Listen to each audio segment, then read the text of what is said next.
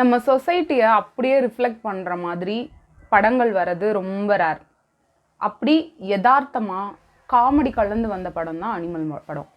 Animal படத்துக்கு இத்தனை troll video போடுறீங்களே, இல்லை எனக்கு புரியல. காட்ஃபாதர் படத்தில் கூட தான் அவங்க அக்காவோட ஹஸ்பண்டை அவர் கொல்லுவார்.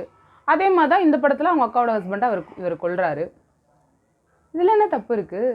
எத்தனை அம்மா படங்கள் வருது, அப்பாக்காக ஏதாவது ஒரு படம் வந்திருக்கா உருப்படியா? இதில் அப்பாக்காக படம் எடுத்திருக்காங்க, அதில் உங்களுக்கு என்ன சிக்கல்?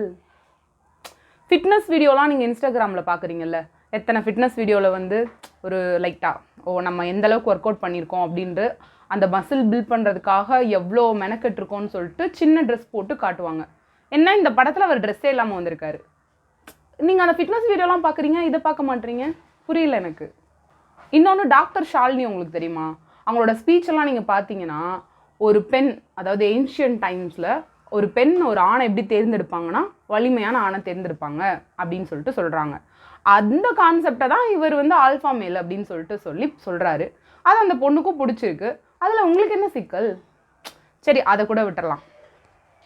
நீங்கள் வந்து இப்போது ஒரு ஹனிமூன்னா நீங்கள் என்ன பண்ணுவீங்க? வெளிநாடு போய் ஒரு சாங் பண்ணுவீங்க. வழக்கமாக சினிமாவில் வந்து வெளிநாடு போய் ஒரு சாங் பண்ணுவீங்க, போக முடியாத ஒரு இடத்துக்கு போவீங்க, மலைப்பிரதேசம் போவீங்க, ஒரு சுற்றுலா போய் எடுப்பீங்க.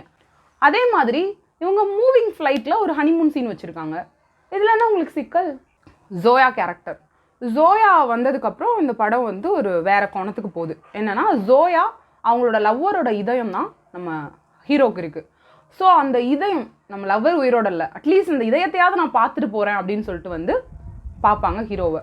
ஜோயா கூட இவர் வந்து பழகுனதுக்கு காரணம் வந்து அவங்க அப்பா தான் சொல்லுவார். அதுக்கு ஹீரோயின் வந்து பயங்கரமாக இல்லை, நீ வந்து உங்கள் அப்பா மேலே வந்து ரொம்ப அப்சசிவாக இருக்க, உனக்கு லவ்வெல்லாம் கிடையாது அப்படின்னு சொல்லிட்டு ஒரு சீரியஸான ஒரு சீன் வச்சுருப்பாங்க.